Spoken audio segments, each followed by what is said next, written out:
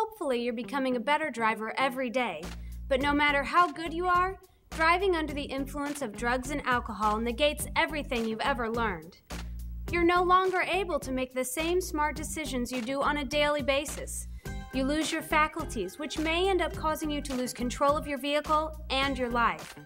Just like you, Adam, Kim, and Molly have heard a lot about the bad things drugs and alcohol can do from teachers, parents, and other organizations.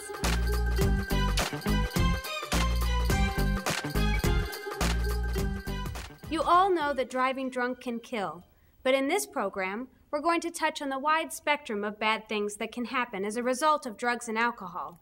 Sadly, more than 2,000 teens are killed every year due to drunk driving.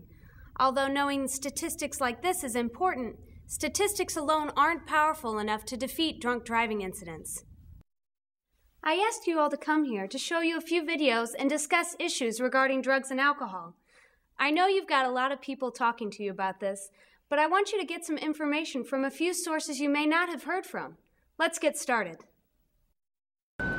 Kid that thinks he can just smoke one joint and everything will be okay, or I can just drink one beer and that's okay, is wrong. Because everybody's going to stretch things to the limit. In November of 1994, my 17-year-old son Jason was killed by a drunk driver. You name a drug that a person does now, and I can guarantee that it's going to affect their driving. There's all kinds out there. People think just something minor, marijuana, won't harm you, but I've seen a lot of accidents out there that marijuana did contribute to that accident in one way, shape, or form. Jason and a friend of his, Dina Corey, was killed by a drunk driver who had a blood alcohol content of 0.36. 29 on the VIN, when you can copy. All right, the reason why I stopped you, I noticed back there you weren't driving on the right-hand side of the road. You kind of weaved over into the other lane, a couple beers. Okay. Okay. Tell you what, why don't you go ahead and step out of the car for me? I just want to do a couple tests, make sure you're okay to drive. Missouri also has what we call zero tolerance law for minors.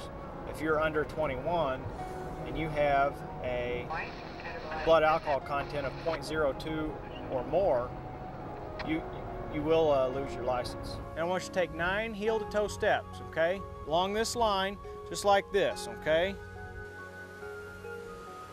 Guy who killed those kids crossed the center line because of his advanced state of intoxication and ran into the kids who didn't have a chance to even avoid the crash. I've seen people's heads popped open, brain matter on the ground, hands cut off, some of the goriest stuff. I thought that I could just about fix anything, and I couldn't fix this. This was one thing I couldn't make new again. You could be looking at, for misdemeanor in Missouri, first time offense, you could be looking at up to 1 year in jail. Third offense makes it a felony, so you're looking at a minimum of 1 year in jail. If you compound that conviction with something to the effect of an assault, where you cause an accident, hurt somebody, even if it's one of your friends, it might be in your vehicle. It's still assault. Kill somebody, it's manslaughter, at least in Missouri.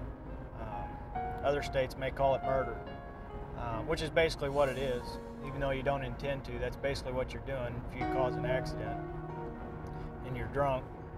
So what I'm gonna have to do is I'm gonna have to place you under arrest for DWI, okay? So I need you to go ahead and turn around and put your hands behind your back, okay? I was a drunk driving offender, just like many parents are. I wasn't what you would call a hardcore offender, but I did drive under the influence more times than I am really, I'm really ashamed to say that it was quite a few times. The only thing that changed my mind is seeing my son's corpse in a box, and that kind of shook me up, and it made me take another look at what I was doing as a drunk driving offender. I was putting other families at risk of going through what my family went through. and then you'll probably have to call someone, come post your bond.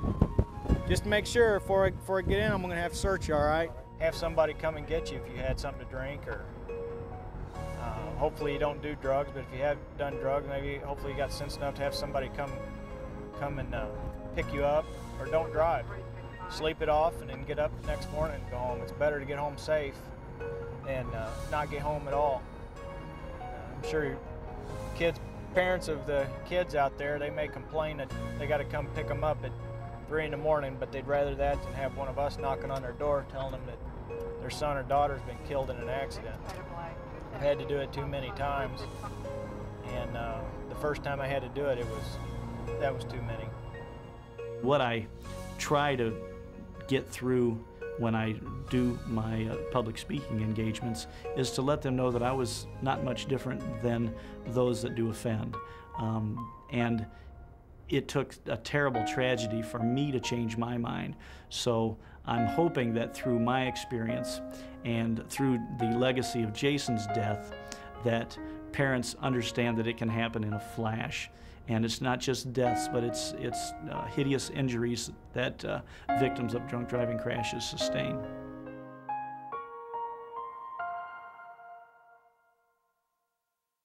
So what did you guys think? Adam? Well, I thought the father's story was very persuasive. Yeah, it's tough seeing pictures of someone our age, like his son, knowing that they were killed by something so foolish. That has to be a parent's worst nightmare. You could really tell that it hurts him to admit that he used to drive drunk himself.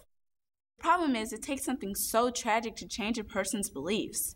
If his son had never been killed, he'd probably still be driving drunk on a regular basis without thinking about the consequences.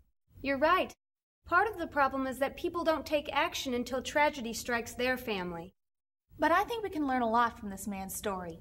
He could easily have fallen into some sort of depression and just given up. Instead, he's taking action and trying to prevent others from facing what he had to face. Yeah, you gotta give him credit for that. The fact is that most teens don't think it can happen to us. We think we're invincible. Right, but we never think about the other consequences. How embarrassed would you be if you got caught driving drunk? Plus, my parents would take everything away from me. I have no life. You bring up a great point, Kim. You're talking about the other costs of driving under the influence.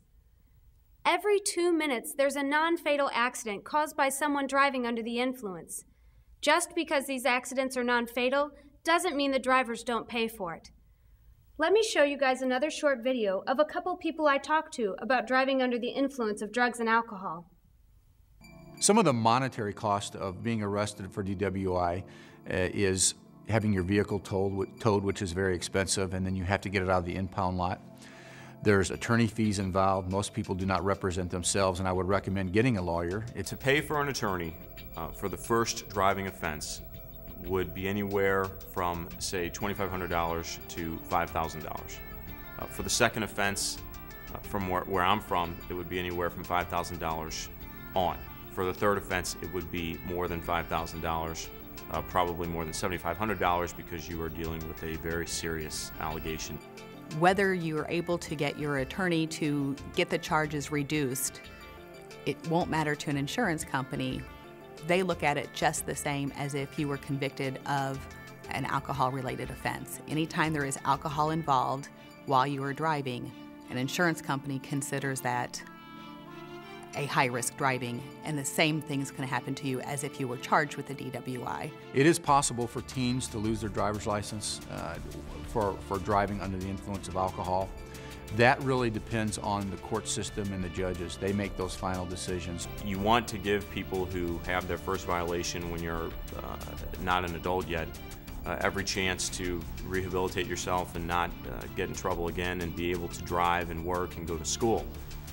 But your first offense, make no mistake, the judges take it very seriously, and they will tag any minor who gets their first DWI with a fine, with probation, and you're going to have your driving privileges suspended for some period of time. The question is how much, depending on whether it's your first offense or second offense.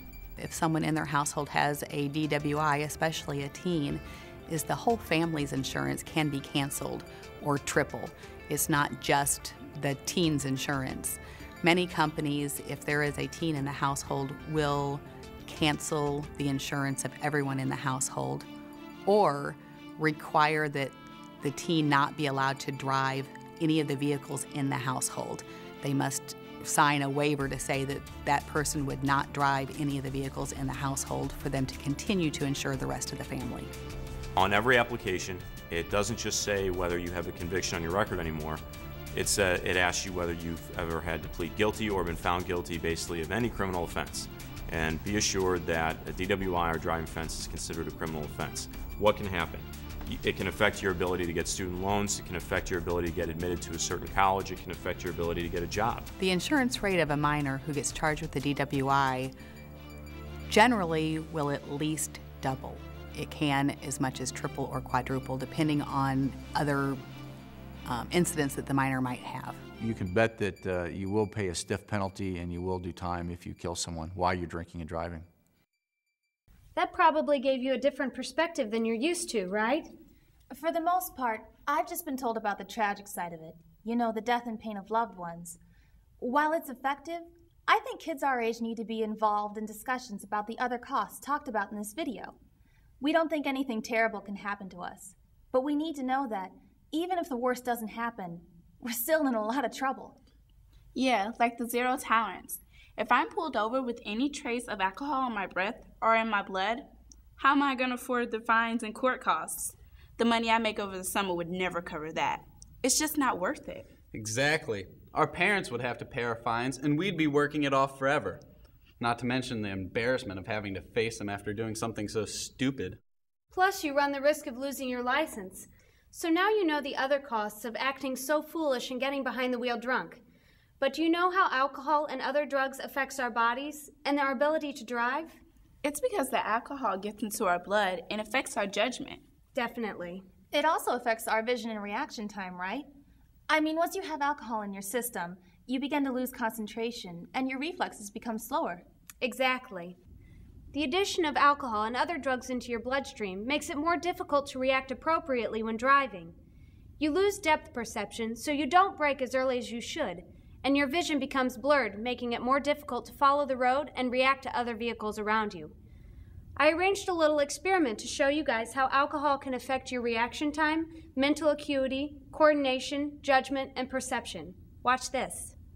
I'm here with Jamie, who will be undergoing a series of tests that will measure his physical and mental well-being as he consumes alcohol. The purpose of this experiment is to determine what type of difference exists between his actual abilities and his perception of his abilities.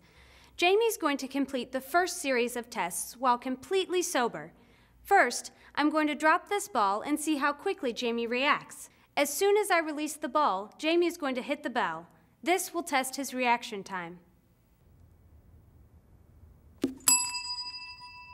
Watch the slow motion replay as we put Jamie's reaction time on screen. The clock starts once the ball leaves my hand and stops as soon as Jamie's hand makes contact with the bell. This next exercise will test Jamie's coordination. We're simply observing how difficult it is for Jamie to cross the balance beam. It seems pretty easy right now. Next, we'll test Jamie's mental acuity by timing him as he completes a maze. We're keeping the time hidden from Jamie, but you can see it on the screen.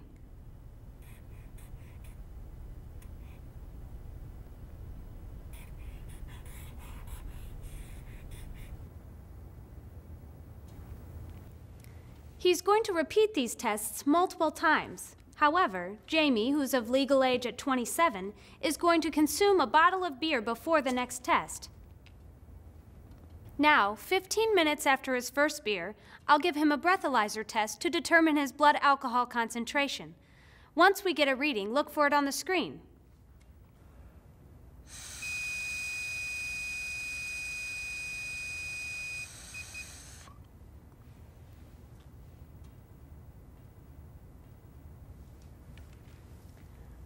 I'm going to drop the ball from the same spot, and when Jamie sees it drop, he'll hit the bell. Again, watch the slow motion replay and watch for his reaction time on screen. We'll record the amount of time it takes Jamie to complete a maze of the same difficulty as the previous maze.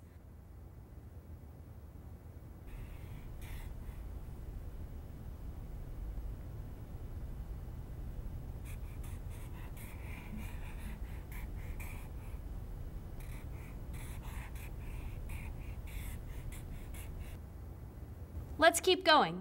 We'll put the results on the screen so you can observe any differences. However, you're going to have to watch closely to notice any difference in Jamie's coordination on the balance beam.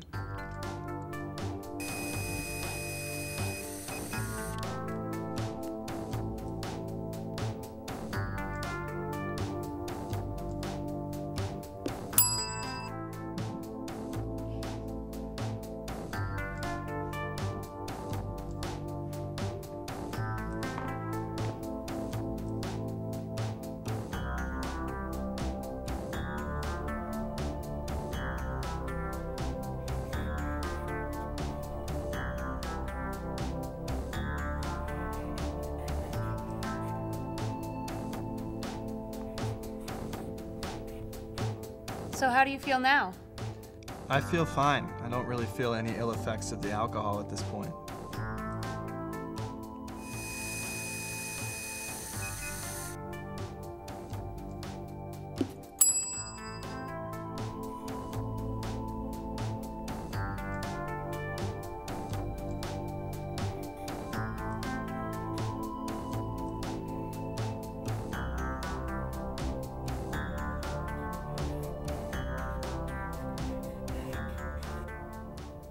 After 3 beers, do you feel like you're doing any better, worse, or performing consistently on these tests? I feel like I'm still doing pretty much the same as how I was doing before.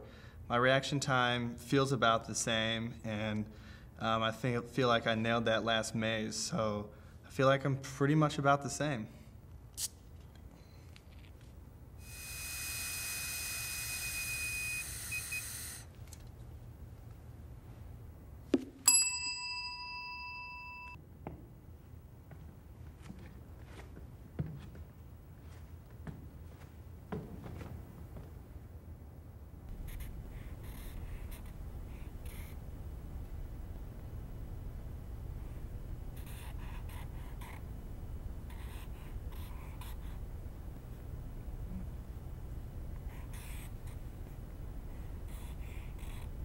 Do you feel any different after 4 beers? Do you think you could drive a car? I do feel a little different now after 4 beers. I feel like the alcohol is having some kind of effect on me, maybe slowing my reaction time a bit. However, I still definitely think I'm within the legal limit and could drive a car.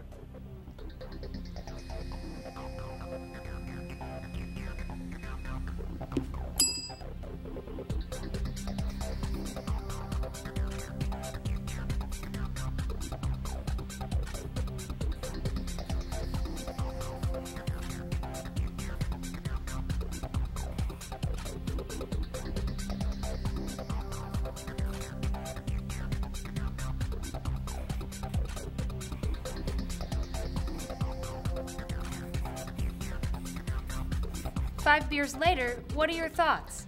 When I see the 5 empty beers here, I have to think that I'm suffering some ill effects from the alcohol. However, after doing the tests, I don't really feel like, I'm getting that much slower. For instance, the reaction time test, I feel like I'm still doing, pretty well on that.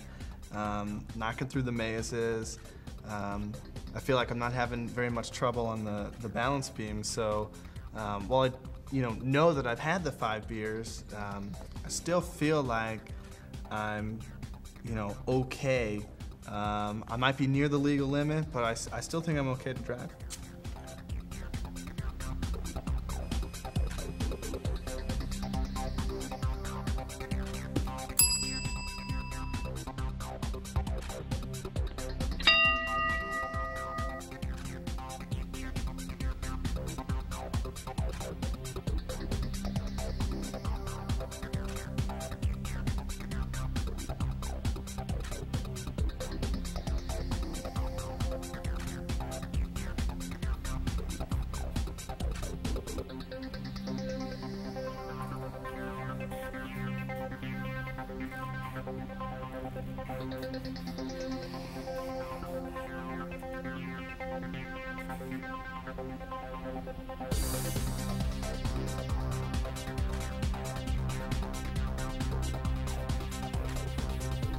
So you've finished an entire 6-pack of beer. Honestly, how do you feel about your reaction time and your ability to drive a car? Well, as far as my reaction time goes, I feel like I've been consistent on the bell test. I haven't felt that I've gotten any slower with that. Some of the other tests, like the balance beam, there's a little waver in there, and on the maze, I felt they've all been pretty easy throughout. So based upon that, I still think I can drive a car without too much difficulty. I'm probably near the legal limit, but I still think I can drive a car. Well, your blood alcohol concentration passed the legal limit after your 5th beer, and your reaction time was negatively impacted. You definitely showed more hesitation when crossing the balance beam, and you were looking a little shaky at the end. Overall, your performance on the mazes suffered with more alcohol in your system. First of all, it only takes a split second of a difference to go from safely stopping to colliding with someone. Second, Jamie's older and his tolerance is greater than yours. 2 beers would affect you differently than they do Jamie. Finally, and most importantly, with zero tolerance laws, it doesn't matter whether you've only had a sip of alcohol or a couple beers. Any trace of alcohol gets you in major trouble, and you'll be sitting at home with your parents on Friday and Saturday nights. Now that was only one person, and alcohol does affect everyone differently, but the outcome is always negative. Do you guys have any initial thoughts? Well, I thought it was interesting how he kept saying he felt fine, but his blood alcohol concentration kept rising. Yeah, and his reaction time was clearly getting worse with each beer. How couldn't he notice that? Well, I guess that goes along with what we mentioned earlier about judgment. He was probably incapable of knowing exactly what the beer was doing to him. You're all right. Not only was the alcohol affecting his reaction time, coordination, and mental acuity, but it was minimizing his ability to assess the situation clearly. Maybe that's why so many people drive drunk. They don't necessarily believe it's okay to drive drunk, but they lose the ability to make the right decisions, which leads to more drinks and eventually getting behind the wheel. That's a big part of it, Adam. So while you're sober and able to make good decisions, just don't drink at all. And if you see a friend drinking, do whatever you can to make sure they don't get in the driver's seat. Save yourself the embarrassment, the money, and possibly even your life and the life of others. Wait until you're at least 21 to drink, and never get behind the wheel after doing so, regardless of your age.